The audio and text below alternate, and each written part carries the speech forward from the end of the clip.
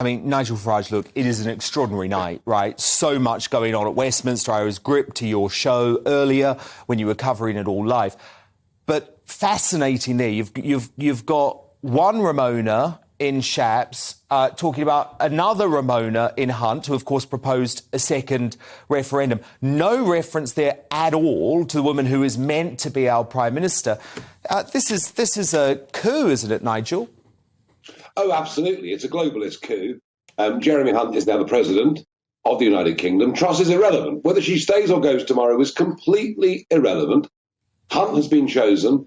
And I'd love to know who spoke to Liz Truss and told her that Hunt had to have this top job, whether it was the IMF, the White House, the German Chancellor, all of them. It's perfectly clear they're all delighted that he's there. And what you saw today was the Hunt reshuffle, getting rid of Suella Braverman, who dared to say that legal and illegal immigration was running at too high a level.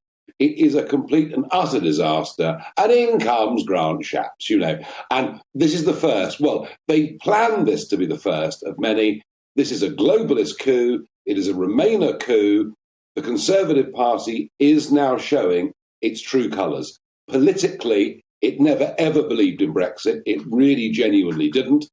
And secondly, from their behaviour tonight, what you're seeing is a bunch of low-grade social misfits. And they've been this for a very, very long time. I spent 21 years, Dan, commuting back and forth to Brussels and Strasbourg, working with these people. Many of them are now MPs, members of the House of Lords. One of them's even in the cabinet. And I have to tell you, they are the most self-centred, selfish people I've ever met in my life.